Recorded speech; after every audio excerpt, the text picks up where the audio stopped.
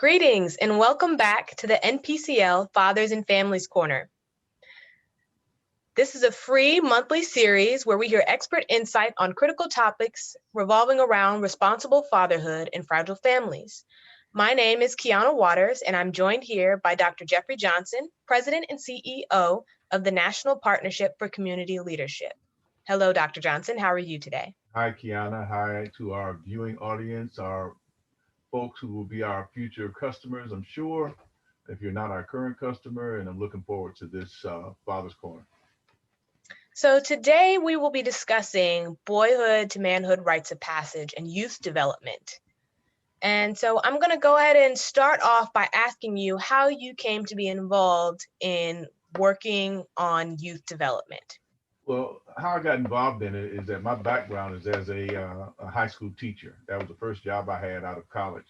And so I've always been concerned about young people. I've always been concerned about their growth and development, just which is the nature of a teacher. And as I have done work outside of the schools, what I've found is that there are many ways that we can help nurture young people, help them make successful transitions as adults.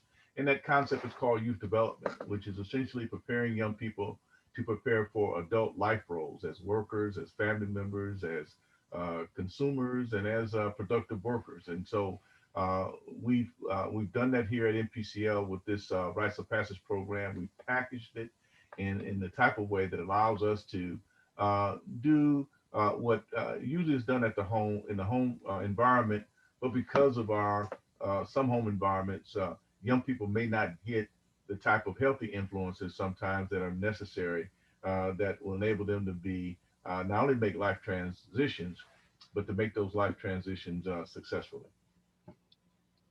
Okay, and so can you tell me a little bit more about why you think this is important in your overall work with fatherhood and fragile families?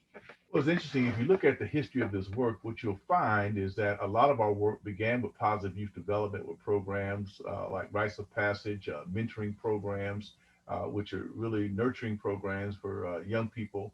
And as we've began to do more research on the status of these adolescents, the demographics, the home environments they were coming from, the communities that they were from. What we discovered is that a lot of these young people were coming from homes where fathers were absent and not actively involved in their children's lives. And so once we were able to understand that root, some might refer to it as uh, their epigenic path or their epidemiological path. What we found is that working with the fathers is a way to really answer that question of the type of nurturing and support that young people need, both boys and girls, to have a smooth transition during their adolescent years and also as they move into adult life. And so, really, the rites of passage programs and the mentoring programs are really precursors to the whole fatherhood movement, at least from a community-based standpoint. Hmm, that's very interesting. Now, tell me, what are the essential elements of a boyhood to manhood rites of passage program? Well, I'm going to explain in the context of what we do here at NPCL. And our whole focus of boyhood to manhood rites of passage is preparing boys to in the essential areas of manhood. It's based on principles of life transitions. I keep saying that because transition is the key word here. And what we do through our program is help to develop what we call successive generations of men who understand their identity, their purpose, and their direction for a successful life as a family member, as a worker, as a community member, and as a productive citizen. And so those are different life transition roles. And what we see ourselves doing here is putting a program in place that facilitates that whole process. I think it's important to give you more background information. And what I'm going to do, Kiana, is pull up a slide to kind of illustrate the significance of this whole rites of passage concept.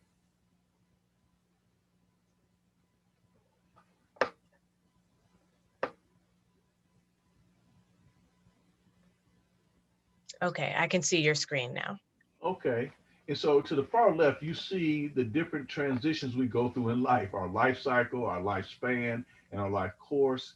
And what we see is a cycle of, of sibling relations in families, in young people, influence young people, parents. We see marriage. We see parents who are not married also in this constellation of life cycle. And then we see lifespan, and this is kind of coming of age in terms of who you are as a 13, 14, 15, 16-year old. Uh, Physical development, your voice gets heavier, you grow taller, you grow wider, biological factors.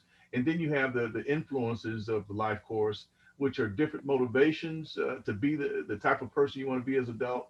And there are historical and cultural influences in that regard, and also a lot of decision making that's made. But as you look through this model here, you also see at the top what we call positive adolescent development uh, outside the home in many respects, because this is it's not a substitute for the home; it's really a complement to what's happening at home. And we call these youth programs, and there, many of our viewers may be familiar with 4-H or Boys and Girls Club, religious programs to focus on young people. We have one at our church. We've had a Rites of Passage program at the church I attend for over 20 years. And then there are certain events that influence and celebrate transitions from life. For example, when you come 16, you have a lot of young people have 16, sweet 16 birthday parties. When we graduate from high school, which is another step in that process, a main life event. You're 18 now, which essentially means in this country you've reached the age of emancipation. You go to college. You go into a trade program. You go into different walks of life. You can go into the military. These are steps that we make on life events. And then there are cultural programs that really emphasize uh, positive youth development.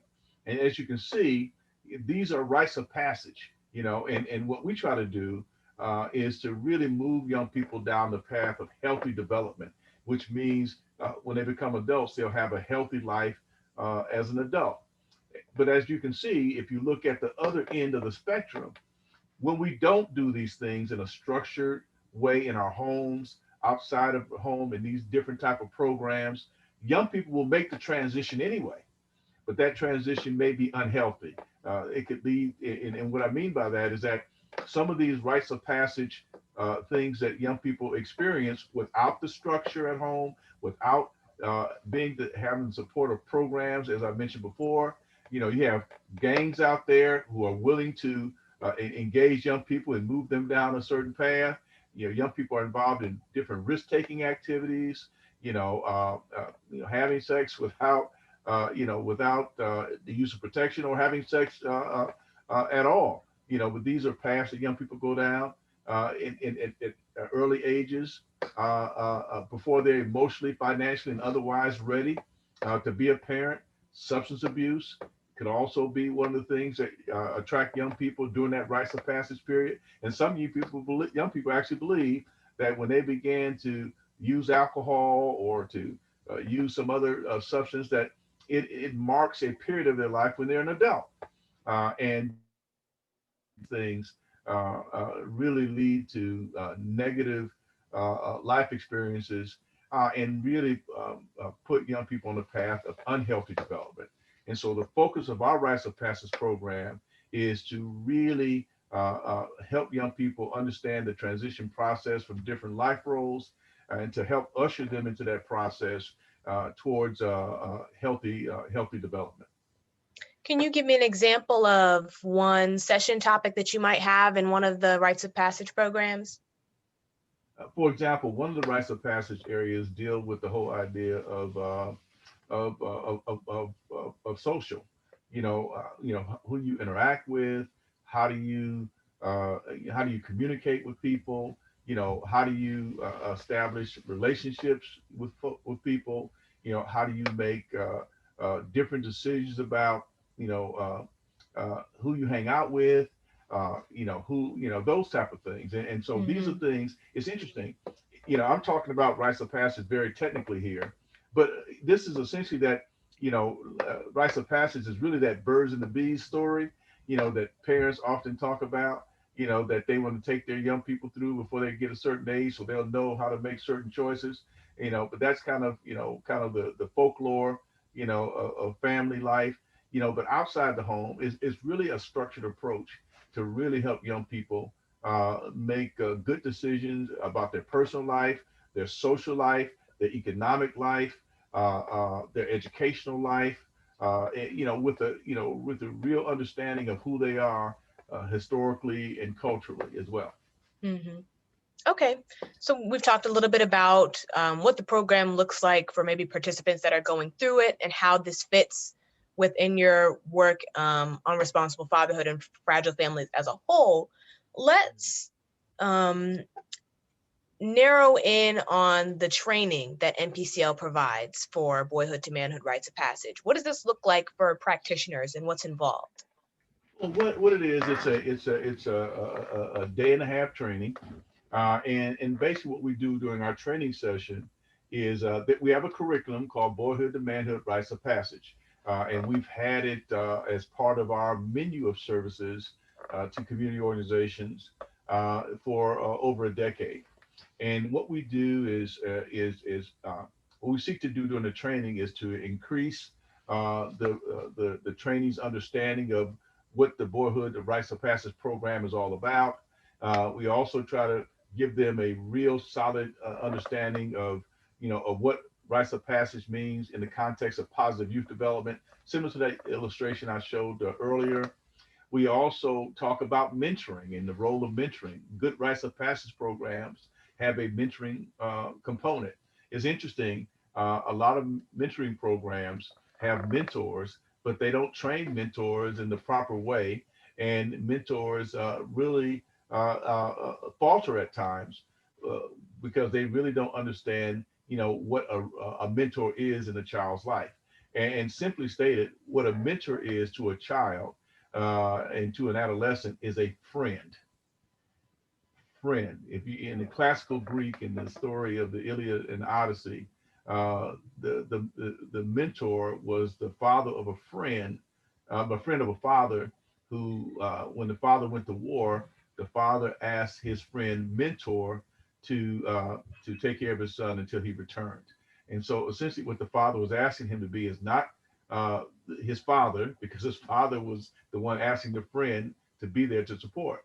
And what mentor really means is to be a friend.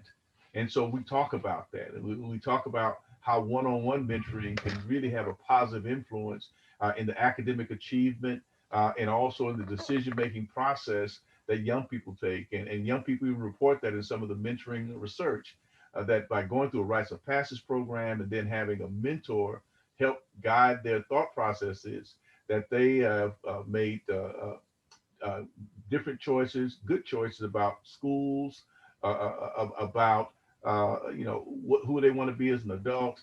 And the research is very, very focused on the fact that it's better to have rites of passage program with mentoring support than not have these programs. And so that's kind of the emphasis that we try to make during the training. And then, what we do is get involved in a lot of role play. We role play around the various curriculum activities. And we also put them in situations where they could be one-on-one mentors. So the practitioners understand that element of it as well. So that's how the training goes. And it's a very successful program. It's operating in schools across the country. In particular, we have about five rites of passage programs, 5 to 7 programs in Richmond, Virginia. We also have, you know, several programs in the Nashville public schools. And the interesting thing about it is that while it can be implemented as a community-based program that operates on weekends, like we do at our church, for example, in the schools, it's been set up and implemented as a after-school program for 1 hour per session over a period of 18 to 24 weeks. We also provide during the training a schedule of activities and how the whole curriculum should be implemented. And when that person leaves the training, they leave with the confidence. One, they understand the Boyhood to Rites of Passage program. They understand how it connects with positive youth development. They also understand the realistic roles of mentors and effective approaches in applying mentoring support to young people to help them be successful in those life roles: family member, worker, community member, and productive citizen. Okay. And so the way that the model is set up, it provides a little bit of flexibility for whether you're implementing it in a church setting or in a school setting or another community program. Yes, it provides that flexibility, and we talk about those things during the training. And one of the things about the training as well is that after the person goes through the training, we do offer technical assistance support via Zoom in order to help successfully implement the programs and also provide whatever troubleshooting that now graduate of our program might need in making sure the program is implemented successfully.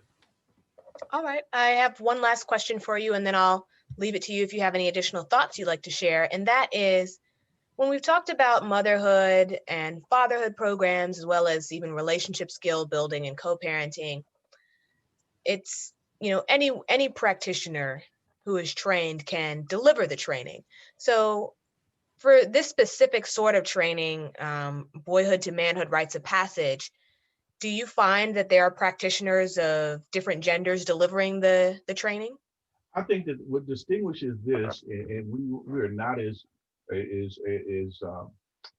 what I want to say as stringent as we might be in the motherhood and fatherhood program, where either a man or a woman who care about those dads can really implement the curriculum. In implementing the Rites of Passage program, we really focus on having older men or elder men mentor the boys through the Rites of Passage program. And we also recommend that elder women, older women facilitate and oversee the Girls' Rites of Passage program. Because what it represents in concept is a separation. It's a separation from the normal things you do to an experience with a community of men or experience with a community of women. Because what we're sharing are the things that relate to our specific roles as men and women in this society. And so I would say that that is a key element of this, that it is very important, and the instruction given is for the boys, and this is also a program that we're expanding to include girls as well, and that we would recommend that elder men oversee the Rites of Passage program for the boys, and that elder women or older women uh, who are elders would also oversee and implement the Girls' Rites of Passage program. Okay.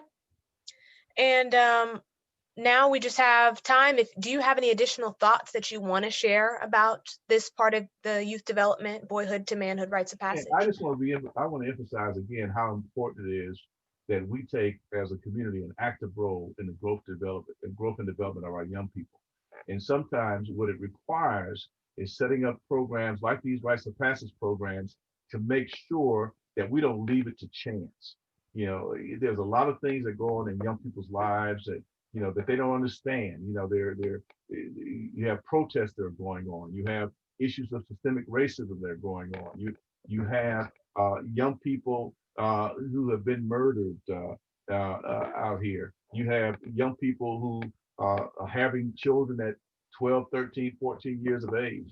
And at a certain age, you may not have a good understanding of these things, and may not have the ability to sort through them in a way that continues to keep you grounded and centered and on a path of a successful life yourself. And so having these programs and having a community of men be a part of that and helping orchestrate it and kind of direct it in such a way that provides those valuable life lessons that they've learned throughout their lives to young people while they're still in their adolescence is so critical. It's so critical. And women play a role in rites of passage as well, even for the boys. I'm reminded of a story out of this one book that we use in the development of the curriculum. It's called Iron John, written by an author named Robert Bly. And he talks about how two parents came together and agreed that they would make sure that their boys went through a rites of passage program in their home. And essentially what it meant was this, is that when the boys reached the age of 12, that they would go on a business trip with dad, and the dad would again tell them about the birds and the bees, which is really rites of passage, things about what's in store for them as they become adult men, young adult men, and then uh, older men, and then bring and stay away for a week or two and come back, and then that child will have what they needed to make a successful life transition. So in one instance, the older son went. When he became 12, he didn't have any problems going with dad. Went away. Dad did his job, and the older son came back. Mother looked at him in the face and said, "You look like you've changed." All right, and he had, because he had learned a lot of things he didn't know, and so successful rites of passage, a real kind of confidence that he's going to make transition successfully. When it came to the younger son, however, when it was time for him to go, he first refused. He first refused. He said, "I want to go." He said, "I don't want to go, Mom. I want to stay with Dad. I want to stay with you." You know what she did? She pushed him. She pushed him. She pushed him to go with his dad, and saying that this is time for you and Dad to have that conversation about what it means to be a successful adult and what's involved in being an adult. And he eventually went, came back. She looked at him. She had changed. He had changed, just like his older brother had changed. But the point I want you to pick up here is that the mother played a role in the whole rites of passage process, because she pushed him on instead of saying, "Yes, stay here with me, and we'll do this at another time." You know, I would just say to those who are interested in rites of passage program, if you have young people who are ages 12 to 17 years of age, I think that it's critical that we undertake as a community, as well in our homes, a rites of passage process that will enable our young people to be successful adults and really reach their highest human potential. We all have gifts, and it's all about helping young people realize what their gifts are and being as successful as they can be as adults. All right. Well, thank you so much, Dr. Johnson, for taking the time today to speak to us a little bit more about youth development, how that fits inside the topic of responsible fatherhood and fragile families, as well as boyhood to manhood rites of passage, and what distinguishes this particular training from some of the other offerings that NPCL has. And thank you so much to those who are watching online. And be sure to tune in at the end of next month for the next Fathers and Families Corner monthly series episode. Thank you.